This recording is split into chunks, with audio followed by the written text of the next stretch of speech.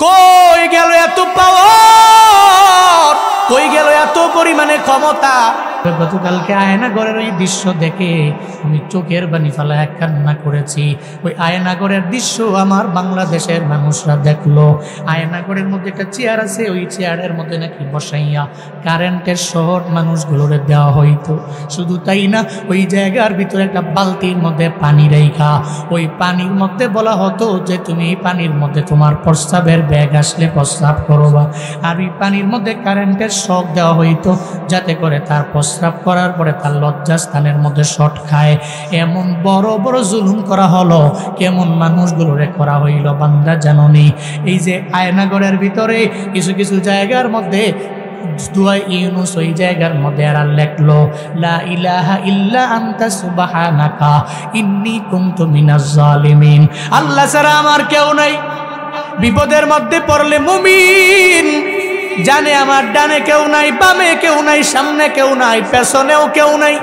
তবে এই জায়গার মধ্যে আমারে সাহায্য করতে পারে একজন, চিল্লায়া বলেন তার নাম।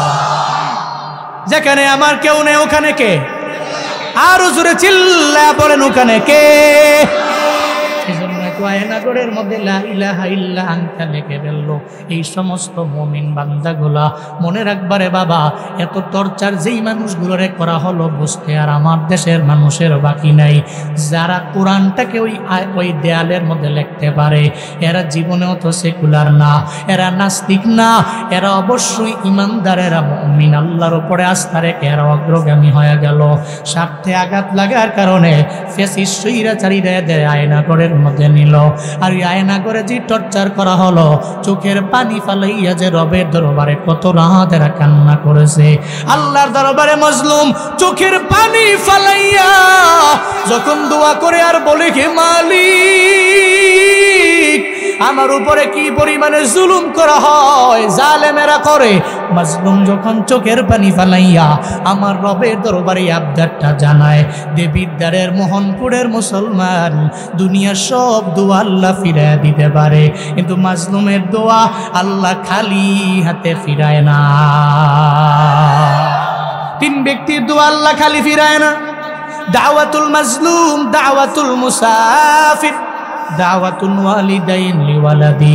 তিন ব্যক্তির দোয়া মায়ার নবী জানায়া দিলেন আল্লাহ ফিরায় না। এক নম্বরে মাজলুম যখন চোখের পানি ফালায় রবের দরবারে কান্দে, আল্লাহ ফিরায় না। মুসাফির যখন রবের দরবারে কান্দে দোয়া করে, আল্লাহ ফিরায় না। সন্তানের জন্য আব্বা আম্মায় যখন দোয়া করে, আল্লাহ পাক ফিরায় না। চিল্লায়া কোন সুবহানাল্লাহ। মাজলুমের দোয়া আল্লাহ ফিরায় না। এই জন্য অহংকার কোন ব্যক্তির দ্বারা মানায় না। অহংকার তো একজন করতে পারে, চিল্লায়া বলেন তার নাম। 40 বছর নবুয়তের আগে আমার মায়ার নবীর পুরা চরিত্রের মধ্যে কোনো কলঙ্কের দাগ নাই। 40 বছর নবুয়ত পাওয়ার পরে আমার মায়ার নবীর চরিত্রের মধ্যে কলঙ্কের দাগ নাই। নবুয়তের আগে উনি যেমন, নবুয়ত পাওয়ার পরেও আমার মায়ার নবী তেমন। এরপরেও আবু জাহালের আচরণটা দুই সময়ে দুই রকমের হয়ে গেল। নবুয়তের আগে একরকম, পরে আর এক রকম। নবুয়তের আগে কয় মুহাম্মদের মতো ভালো মানুষ কেউ হতে পারে না। নবুয়ত পাওয়ার পরে নবী দাওয়াত দেয়, মূর্তি পূজা করতে পারবা না, এক রবের ইবাদতে মগ্ন হয়ে যাও। তখন আর মুহাম্মদের ভালো লাগে না। দুনিয়ার স্বাভাবিক নিয়ম, বাবায় যদি সন্তানের হকের কথা যতদিন পর্যন্ত না বলে বাবারে ভাল লাগে, যেদিন থেকে বাবায় সন্তানের সামনে দাঁড়ায় হকের ব্যাপারে বলে, তখন সন্তানের দরবারে বাবারও কদর থাকে না, ঠিক কিনা? ইমাম সাহেব বড় ভালো, সুদের ব্যাপারে ইমাম সাহেব বয়ান করে না, ঘুষের ব্যাপারে বলে না, নামাজের ব্যাপারে বলে না, হকের ব্যাপারে ইমাম সাহেব বলে না। এই জন্য ইমাম সাহেবের বেতন যা আছে বাড়ায়া দাও। যেদিন থেকে সুদের ব্যাপারে ঘুষের ব্যাপারে বয়ান আরম্ভ করে দিল, ওদিন থেকে পাবলিকের মাথা বড় গরম। ওই ইমামেরে টাকা দিয়া বুঝিয়াম করে বকার জন্য আমাদের খতিবের চাকরির মধ্যে রাখলাম, এই ইমামেরে বের করে দেও। স্বার্থে আঘাত লাগলে হকের কথা মিঠা লাগে না, তিতাই লাগে, ঠিক কিনা? মায়ার নবীর চরিত্র আগে যেমন পরেও তেমন, কিন্তু আবু জাহলের আচরণ আগে যেমন পরে তেমন না। নবীরে দেখতে পারে না, নবীর কথাগুলো শুনতে পারে না, কানের মধ্যে আঙ্গুল দিয়ে রাখে, মুহাম্মদের কথামালা শুনতে রাজি না। একটা পর্যায়ে এমন হয়ে গেল, নবীজি নও মুসলিম সাহাবাদের নিয়ে যখন বাইতুল্লাহ হেরামের পাশে যখন নামাজের মধ্যে দাঁড়ায় যায়, এরা সব গিয়া উটের নারী বুড়িগুলো পর্যন্ত আমার মায়ার নবীর উপরে চাপায়া দেয়।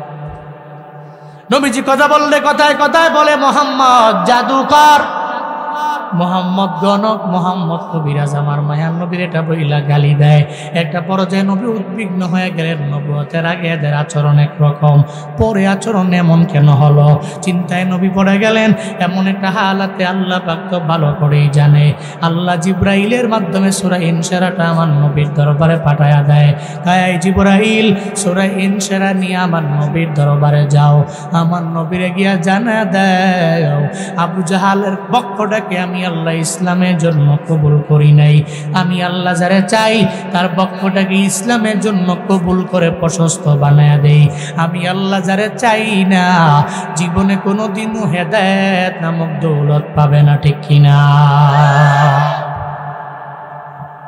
আলাম নাশরাহ লাকা সাদরাকা ওয়া ওয়াদানা আনকা ওয়িজরাক। চিল্লায় পড়েন আল্লাহু আকবার, আরো জোরে আল্লাহু আকবার। আল্লাহ পাক বলেন আলাম নাশরাহ, আমি কি প্রশস্ত করে দেইনি? লাকা সদরাক, আপনার জন্য আপনার বক্ষটাকে আমি আল্লাহ কি প্রশস্ত বানায়া দেই নাই? আমি আল্লাহ তো আপনার বক্ষটাকে প্রশস্ত বানিয়েছি সিনা চাক করানোর মাধ্যমে, সরহে সদর করানোর মাধ্যমে, শখকে সদর করানোর মাধ্যমে। আল্লাহ পাক আমার মায়ার নবীর কেউ বলেন 2 বার, কেউ বলেন 3 বার, কেউ বলেন 4 বার আমার নবীর লাইফে আল্লাহ পাক সিনা চাক করলেন।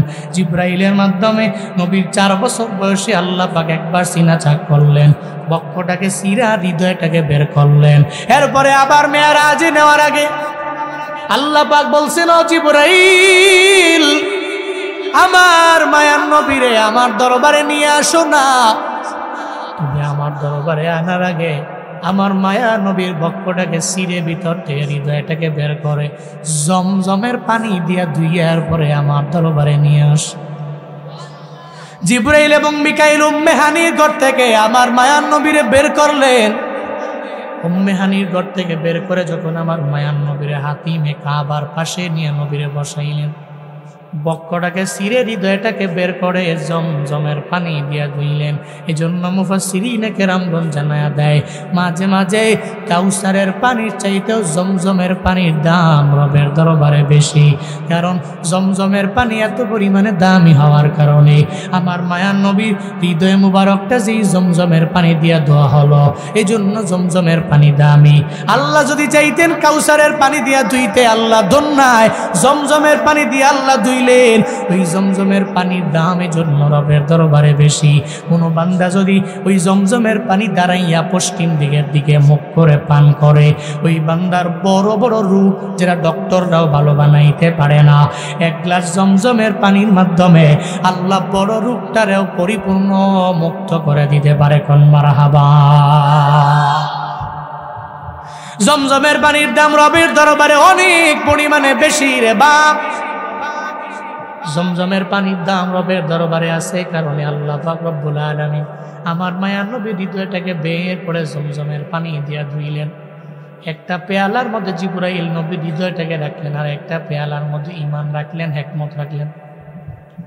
দেবীর দ্বারের মোহনপুরের মানুষের মনের মধ্যে প্রশ্ন, ঈমান তো দেখাও যায় না, ছোঁয়াও যায় না, ধরাও যায় না, হেকমত দেখাও যায় না, স্পর্শ করা যায় না, ছোঁয়া যায় না।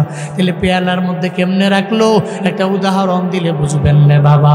আপনার বডিতে যখন জ্বর আসে, ওই জ্বর দেখাও যায় না, ছোঁয়াও যায় না, ধরাও যায় না। কিন্তু আপনি যখন মোহনপুর বাজারের মধ্যে গেলেন, ওখানে ফার্মেসিতে যাওয়ার পরে ডাক্তার আপনার হাতের নিচে আপনাকে প্রথমত বগলের নিচে একটা থার্মোমিটার লাগাইয়া দিল। এরপরে সে বলল আপনার বডির মধ্যে 90 ডিগ্রি সেলসিয়াস অথবা 99 ডিগ্রি অথবা 100 ডিগ্রি অথবা 101 ডিগ্রি পর্যন্ত সেলসিয়াস আপনার বডিতে জ্বর আছে। জ্বর তো দেখাও যায় না, জ্বর তো ছোঁয়াও যায় না, জ্বর তো স্পর্শ করা যায় না, থার্মোমিটারের মাধ্যমে জানা যায়। ঈমান আর হিকমত ধরাও যায় না, ছোঁয়াও যায় না, ধরাও যায় না। আসমানের নিচে জমিনের ওপরে আল্লাহ পাক এমন কিছু ওলি কামেল দিয়েছে, ওই ওলি কামেলেরা কারো বডি দেখলেই বলতে পারে ঈমান কেমন আছে, কারো চেহারা দেখলেই বলতে পারে হিকমত কি পরিমাণে আছে। আউলিয়ায়ে কেরাম মিথ্যা না, এরা সত্য। চিল্লা বলেন ঘোষণাকার। فمن يريد الله أن يهديه يشرح صدره للإسلام। আল্লাহ পাক বলেন, আল্লাহ যারা চায় হিদায়াত নামক দৌলত দিবে, ইসলামের জন্যই বান্দাকে কবুল করে নিবে। আল্লাহ তার বক্ষটাকে এমন পরিমাণে প্রশস্ত বানায়া দেয়, যেমন উদাহরণ দিলে ধরতে পারেন হযরতে বেলাল রাদিয়াল্লাহু আনহুর কথা। বেলাল সাদা না কালা? এত পরিমাণে কালো ওই বেলালের মুখের মধ্যে হাসি দিলে শুধু দাঁতগুলা সাদা দেখা যায়। ওই বেলালের দাম আমার আল্লাহর দরবারে এত পরিমাণে বেশি। আবু জাহাল যে এত সম্ভ্রান্ত পরিবারের অধিকারী, আবু জাহালের দাম রবের দরবারে নাই, উতবার দাম রবের দরবারে নাই, সাহেবার দাম রবের দরবারে নাই, ওয়ালিদ ইবনে মুগিরার দাম রবের দরবারে নাই। কিন্তু হযরতে বেলালের দাম আছে না নাই? আসেনি? ওই বেলালের দিকে দেখো। আবু জাহালের বাড়ি এত কাছের হওয়ার পরেও হিদায়াত নামক দৌলত পায় না, কিন্তু বেলাল আমার রবের দরবারে এত পরিমাণে দামি হয়ে গেলেন। কেমন দামি? বলে ওই বেলাল নবী মেরাজে যাওয়ার পরে জান্নাতে কার যেন হাঁটার আওয়াজ পায়। নবী কয়ে জিবরাইল, কার হাঁটার আওয়াজ পাওয়া যায়? জিবরাইল কয়ে নবী গো, আপনার সাহাবী হযরতে বিলালের হাঁটার আওয়াজ। হযরতে বেলালের হাঁটার আওয়াজ জান্নাত পর্যন্ত পৌঁছে গেল। কিন্তু আবু জাহালের বাড়ি আমার মায়ার নবীর বাড়ির দূরে না কাছ। বাইতুল্লাহ উমরা করার জন্য যারা যায় দেখবেন, যাওয়ার পরে বাইতুল্লাহ তাওয়াফ করে প্রথমত 7 বার, এরপরে 7টা চক্কর দেওয়ার পরে সাই করার জন্য যায়। সাফা টু মারওয়া, মারওয়া টু সাফা, সাফা টু মারওয়া, মারওয়া টু সাফা, সাফা টু মারওয়া। কয়বার তাওয়াফ করে? 7 বার। সাই করে কয়বার? 7 বার। সাফা থেকে মারওয়া, মারওয়া থেকে সাফা, সাফা থেকে মারওয়া, মারওয়া থেকে সাফা 6 বার। সাফা থেকে মারওয়া গিয়ে কয়বার? 7 বার। এরপর মারওয়া থেকে বের হয়ে মুআল্লিম সাহেব নিয়ে যায় মারওয়া থেকে একটু দূরে, একেবারে অনতি দূরে। একটু দূরে গেলেই ওখানে আবু জাহালের বাড়ি। বর্তমানে কি এখন বাড়ি না, এটা হাম্মাম, দাওয়ারত ময়া, এটা টয়লেট। পুরো বাড়িটাকেই সৌদি গভর্নমেন্ট টয়লেট বানিয়েছে, এটাকে হাম্মাম খানা বানিয়েছে। মুআল্লিম সাহেব যখন বলে আবু জাহালের বাড়িটা দেখবেন নি, মুরব্বী কয় কোন দিক দিয়া? বুঝেন না, সারা জীবন আবু জাহাল জ্বালাইছে নবীরে, বাড়িটা কোনো এখন যেটা বাড়ি না, এটা হাম্মাম। এই যে সামনে দেন না, এইটাও টয়লেট। মোটামুটি আমি চক্কর দিছি 7টা, সাই করছি 7 বার, 7টা পাইছে না, মোটামুটি ভালোই যাইয়া ঢুইকা মাইরা দেয়। পারলে 2 নাম্বার, না পারলে কমপক্ষে একেবারে চাপটাপ দিয়ে 1 নাম্বার হইলেও করে কি করে না, করে কি করে না। এরপরে আবু জাহালের বাড়ি থেকে বের হয়ে একটু দূরে, ধরেন এই প্যান্ডেল থেকে এর একটু দূরে হবে, ওই মাথার একটু দূরে হবে, এখানে সাপোজ এখানে আবু জাহালের বাড়ি, আর ওই প্যান্ডেলের লাশ মাথার একটু দূরেই হচ্ছে নবীজির বাড়ি। সুবহানাল্লাহ পড়বেন না? কেউ অনেক দূরে, দূরে, এত পরিমাণে দূরে না। এরপরেও আবু জাহালের কপালে হিদায়াত নাই রে বাবা। হযরতে বেলাল কত দূরের মানুষ। হযরতে বেলাল কালেমা পড়ে মুসলমান হয়া লাভবান হইছে কি হয় না? হযরতে বেলালের দাম আমার রবের দরবারে এমন, আবু জাহলের দাম রবের দরবারে নাই, উতবার দাম নাই, সাহেবার দাম নাই, ওয়ালিদ ইবনে মুগিরার দাম নাই, বেলালের দাম আছে। কারণ বেলালের পক্ষটাকে ইসলামের জন্য আল্লাহ পাক রব্বুল আলামিন কবুল করে নিলেন। এই জন্য বেলালের দাম আজীবন মানুষ মনে রাখবে।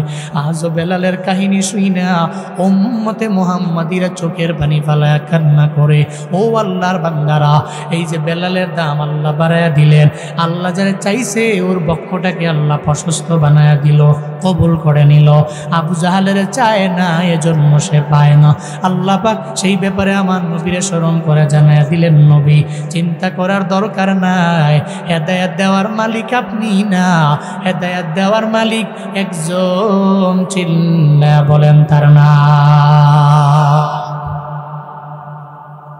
সূরা ইনশিরার 2 নম্বর এবং 3 নম্বর আয়াতে আল্লাহ পাক বলেন, ওয়া ওয়াদানা আনকা উযরাকাল্লাযী আনকাযা যাহরাক। চিল্লা পড়েন আল্লাহু আকবার, আরো জোরে আল্লাহু আকবার। আল্লাহ পাক বলেন, ওয়া ওয়াদানা, আর আমি নামিয়ে দিলাম, আনকা নবী আপনার থেকে, উযরাক আপনার জিন্দেগীর সমস্ত বোঝাগুলো আমি আল্লাহ আপনার থেকে নামায়া দিলাম। আল্লাযী আনকাযা যাহরাক, যে বোঝাসমূহ আপনার পৃষ্ঠদেশ পর্যন্ত নয়া দিয়েছিল, ওই সমস্ত বোঝা আমি আল্লাহ আপনার থেকে নামায়া দিলাম। চিল্লা পড়া যাবে কি মারহাবা? কি সেই বুঝা? না না না না মাগো, কিও কই যাবে? হ্যাঁ জিগার না। ও আচ্ছা আচ্ছা, হ্যাঁ কয়ে যাইব, এক কতটা 2 কয়ে যাইব। হ্যাঁ দোকানটা খুলছি না এখন, এখানে বাইসেলে কেমনে?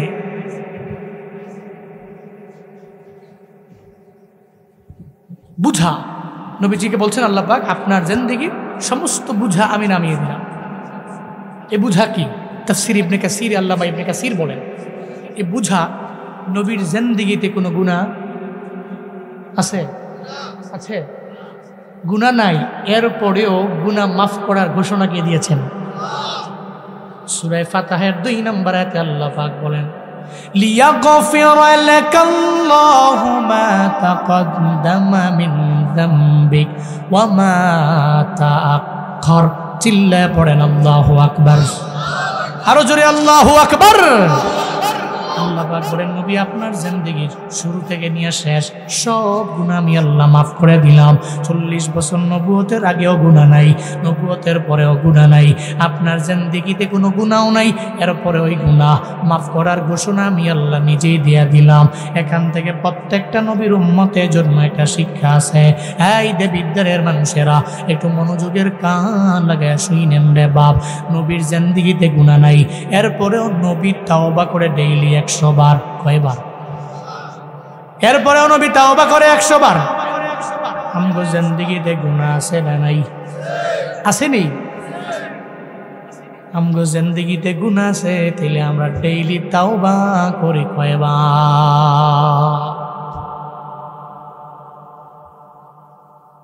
জিন্দেগীর গুনাহ আছে, এরপরেও তাওবা নাই।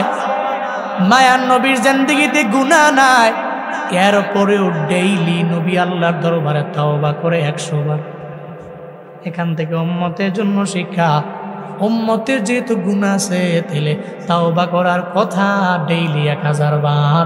1000 বার পারবো না, 500 বার পারবো না, 100 বার পারবো না, 50 বার পারবো না, আমি 20 বার 10 বার যেহেতু পারবো না, অন্তত পক্ষে ডেইলি 2-3 বার তাওবা করার দরকার আছে না নাই? আসেনি? যেহেতু করতে পারি না, পুরা বছর লাগাইয়া ব্যস্ত আমি, মশগুল আমি আমার দোকান নিয়ে, আমি বাজার নিয়ে, আমার পরিবার নিয়ে আমি এত পরিমাণে ব্যস্ত হয়ে গেলাম। তবে পুরা বছরের মধ্যে কিছু রাত আছে রবের দরবারে দামি, যেমন কালকে দিবাগত রাত রবের দরবারে দামি না কম দামি? কি নাম ওই রাতে? হ্যাঁ, লাইলাতুল বারাত, শবে বারাত, লাইলাতুন নিসফি মিন শাবান। কালকের ওই রাত রবের দরবারে বড় দামি রাত।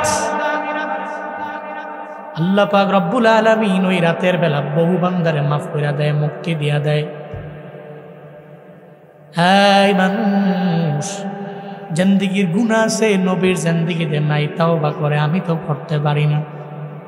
অন্তত পক্ষে কালকে রাতটাকে যদি একটু কাজে লাগাইয়া কিছু নফল ইবাদত করে রবের দরবারে একটু কান্নাকাটি করে রবরে বলতে পারেন, রে আল্লাহ, আমার জিন্দেগিতে এত গুনাহ, যেই গুনার ব্যাপারে আমার মাও জানে না, বাবা জানে না, কেউ জানে না। বালিশের সঙ্গে মাথা লাগায় চিন্তা কইরেন, আপনার গুনার খবর আপনি ছাড়া কেউ জানে না। আপনার মায়ে জানলে জীবনে কোনোদিন আপনারে পরিচয় দিত না, সন্তান বইলা বাবায় পরিচয় দিত না।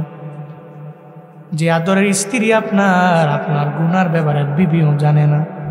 মরণের আগে মক্কা মদিনা জিয়ারত করতে পারে নাই, এমন কপাল পোড়া আছে না নাই? মক্কা মদিনায় যাওয়ার জন্য ইশক লাগে। কি লাগে? ইক লাগে, ইশক লাগে, ইশক লাগে, প্রেম লাগে। যে আপনারা ভালোবাসা করেন না যুবকরা, যে আই লাভ ইউ, আমি তোমাকে ভালোবাসি, এই যে ভালোবাসা, এই যে ইশক, এটা নবীর সাথে লাগান, এটা মদিনাওয়ালা নবীর রওজার সাথে লাগান, তাআল্লুক লাগান। খুদা কা কসম, তাআল্লুক যদি নবীর সাথে হয়, রওজার সাথে হয়, মদিনার সাথে হয়, জীবনে একবার আল্লাহ আপনারে মদিনায় নিবে নিবে নিবে, শতভাগ কনফার্ম ইনশাআল্লাহ।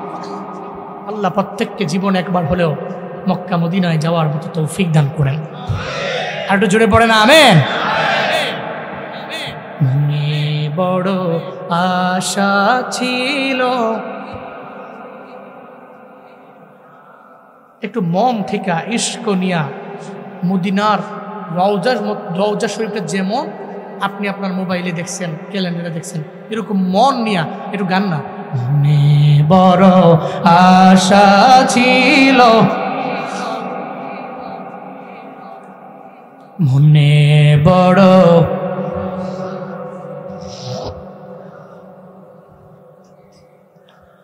সালাম আমি করব গিয়ে, সালাম আমি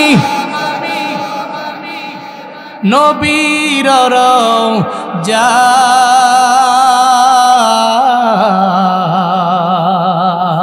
রওজায়।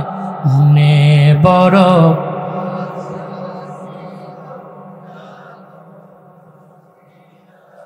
মনে বড় আশা ছিল,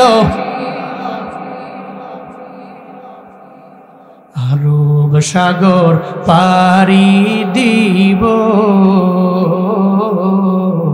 নাই কয় আমার তরি পাখি নয় তোরে যাব, ডানাতে ভরি। আরব সাগর পাড়ি দিব, নাই কয় আমার তরি পাখি নয় তোরে যাব, জানাতে ভরি।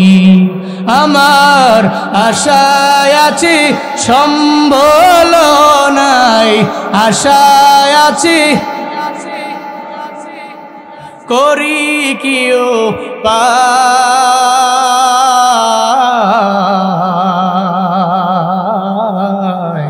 মনে বড়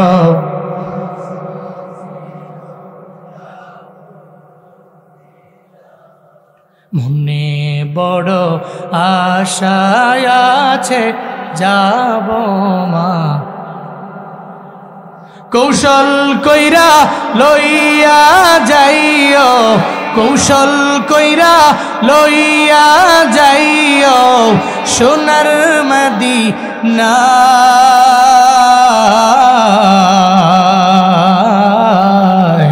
মনে বড়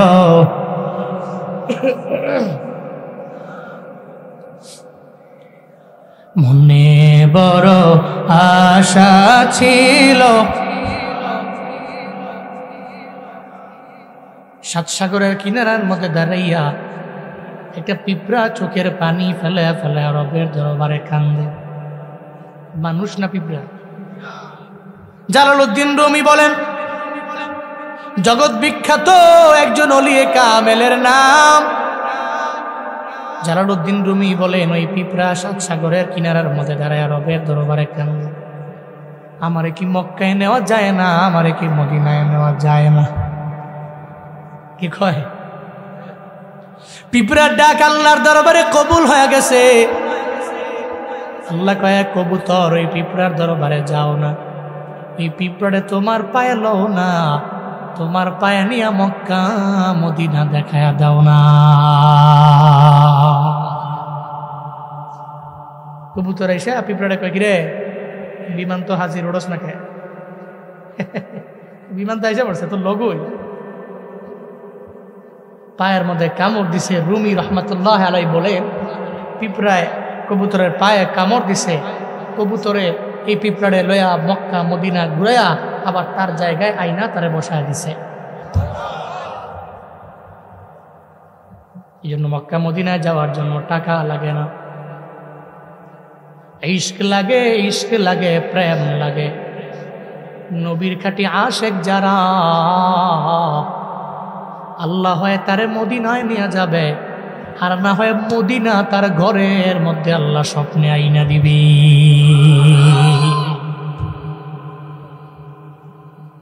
হয়তো তারে মদিনায় নিয়ে যাবে, আর না হয় ঘুমের ঘরে স্বপ্নে কোনদিন দেখবে মদিনাওয়ালা নবী তার দরবারে হাজির।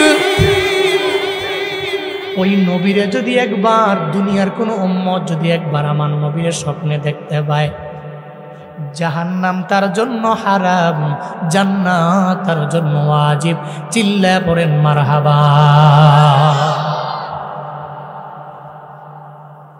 হযরতে জাবেরের মনে চিন্তা, মনে আসেনি?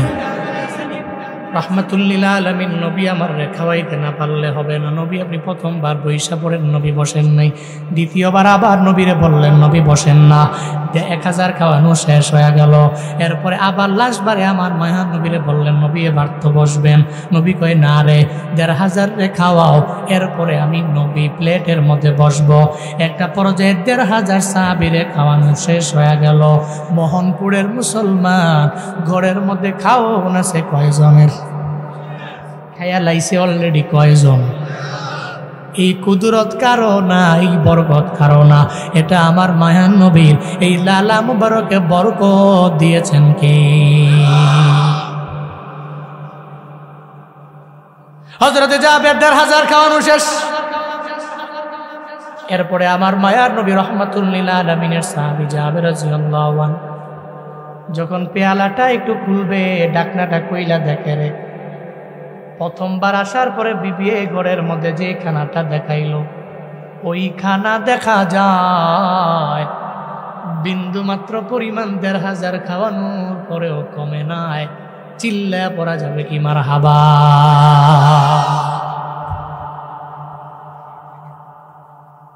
মায়ার নবী ডেকে বলে, জাবের, আমার পারমিশন ছাড়া ডাকনা কেন উঠাইলা?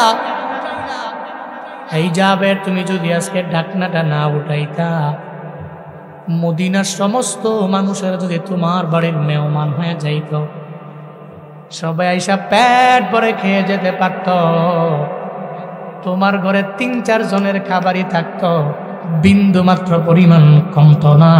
চিল্লা পড়েন না আল্লাহু আকবার। আরো জোরে আল্লাহু আকবার। আরো জোরে চিল্লা সুবহানাল্লাহ। আরো জোরে আলহামদুলিল্লাহ। আরো জোরে আল্লাহু আকবার। সারা দুনিয়ার সমস্ত মেডিসিন যদি এক পাল্লায় দেয়, আর একটা পাল্লার মধ্যে যদি আমার মায়া নবীর 1 ফোঁটা লালা মোবারক যদি আর একটা পাল্লায় দাও, দুনিয়ার সমস্ত মেডিসিন যেই জায়গায় ফিল, আমার মায়ার নবীর 1 ফোঁটা লালা মোবারক ওই জায়গায় প্রথম। চিল্লায় পড়েন মারহাবা।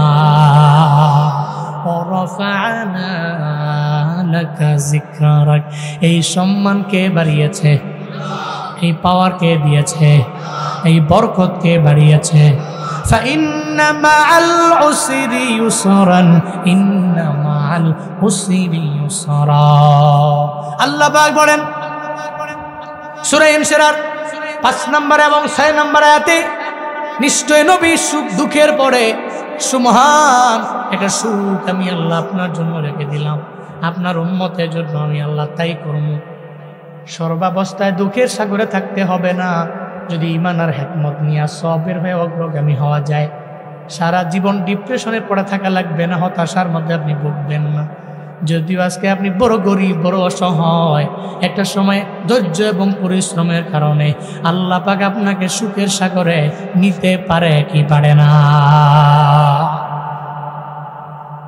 আমার দেশের অনেক বড় শিল্পপতি আছে, এক সময় নিজেরা খাইতে পারতো না, আছে না নাই?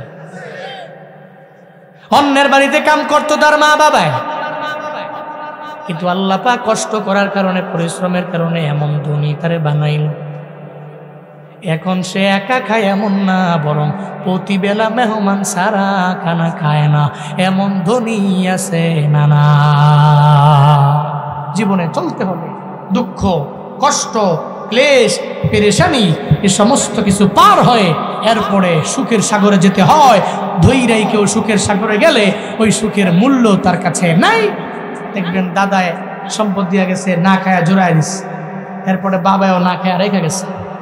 এবার ওই দাদার নাতি যেটা, হেতে কয় আছে তো জমি বেচ খালি, এতে বেচা খায়া 4-5 বছর পরে পথের ভিখারি, আছে না নাই? কাম তো করেও না, না গেছে স্কুলের বারান্দায় না মাদ্রাসার বারান্দায়, হ্যাঁ TTCM পাস। কি পাস? TTCM 2 কোম্পানির ম্যানেজার। এমন আছে না নাই? হ্যাঁ, দাদার দেওয়া সম্পত্তি এরকম ভাঙ্গে ভাঙ্গে খাইতে মজা আছে তো। কিন্তু আল্লাহ পাক বলছেন তুমি দুঃখ, কষ্ট, ক্লেশ, বিপদ, মুসিবত সমস্ত কিছু অতিক্রম করে পাস করে তুমি যে সুখের সাগরে যাবা, ওই সুখটা তোমার জন্য স্থায়ী সুখ, কারণ ওই সুখের মূল্য তোমার কাছে আছে। কারণ তুমি তো দুঃখের সাগর পাড়ি দিয়ে এরপরে সুখের সাগরে আসছো, ঠিক কিনা? কাটাহিরি ক্ষান্ত কেন কমল তুলিতে, দুঃখ বিনা সুখ লাভ হয় কি মোহিতে।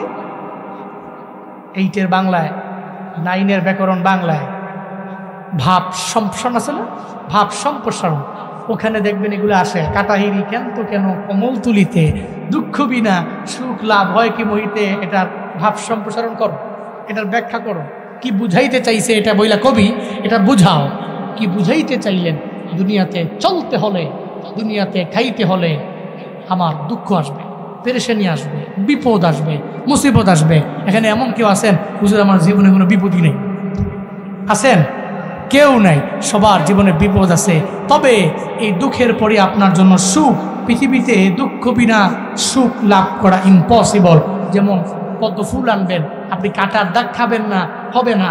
কাটার দাগটা খায়া এরপরে আপনার ফুলটাকে সংগ্রহ করে আপনার কাছে আনতে হবে। যেমন আপনার জীবনে ফুলের মতো এটা জীবন করতে হলে আপনার দুঃখের সাগর পার হয়ে এরপরে সুখের সাগরে যাওয়া লাগবে। তাহলে আমরা শিক্ষা কি? আমাদের শিক্ষা হলো আমরা আমাদের দুঃখে জীবনেও দুঃখিত না হয়ে, ডিপ্রেশনে না পড়ে, হতাশায় না পড়ে, ঈমানটাকে মজবুত করে সবির হয়ে অগ্রগামী হব। তাওয়াক্কুল করব কার উপরে? কার উপরে? যে আল্লাহ দুঃখ দিতে পারে, ওই আল্লাহ কি সুখ দিতে পারে না? পারে না? পারে না? যে আল্লাহ বিপদ দিতে পারে, ওই আল্লাহকে বিপদ থেকে উত্তরণের পথ বের করতে পারে না? বের করে দিতে পারে। فَإِذَا فَرَغْتَ فَانصَبْ وَإِلَى رَبِّكَ فَارْغَب। চিল্লায়ে পড়েন আল্লাহু আকবার, আরো জোরে আল্লাহু আকবার। আল্লাহ পাক বলেন সূরা ইসরার শেষ 2 আয়াতে, 7 এবং 8 নম্বর আয়াতে আল্লাহ পাক রব্বুল আলামিন আমার নবীকে জানা দেয় ফাইদা ফারাগতা ফানসাব ওয়া ইলা রাব্বিকা ফারগাব।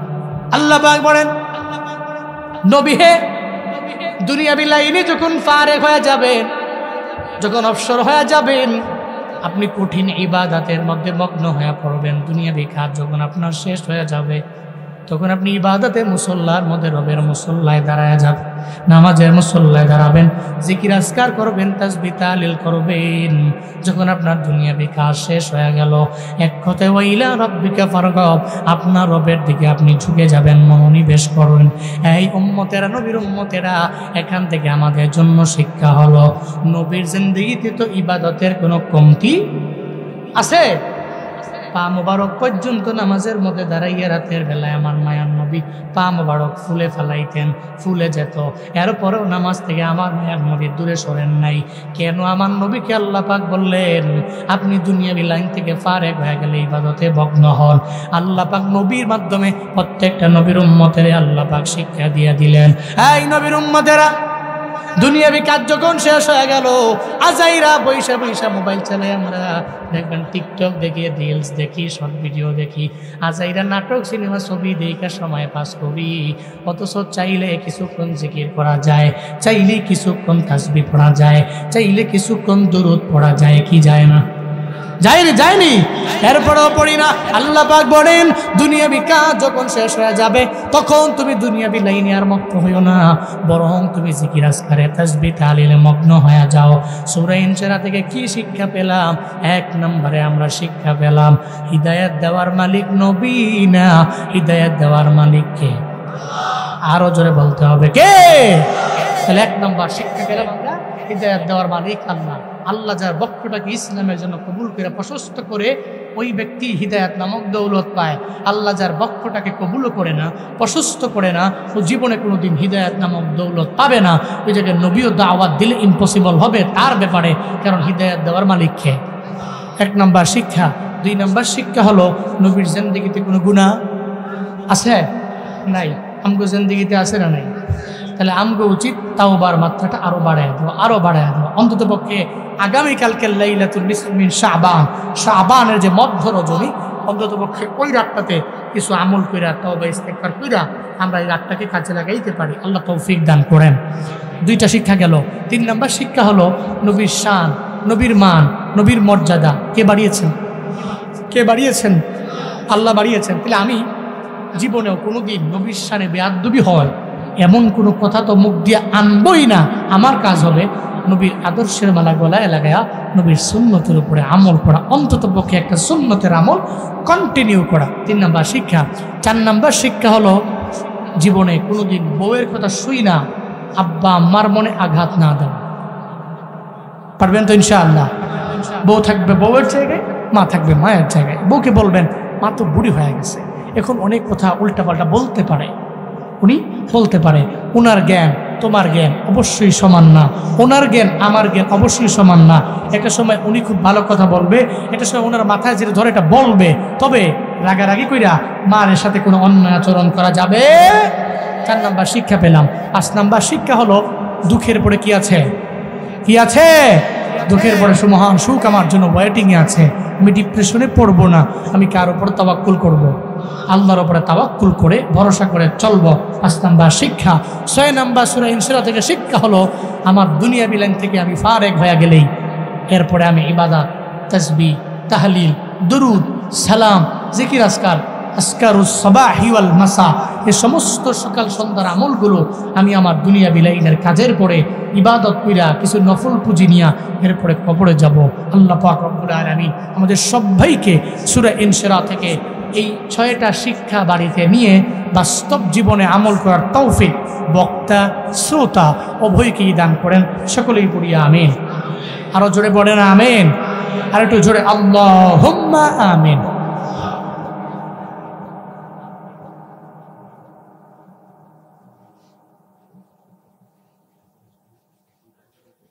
সবার নাম বলতে হবে?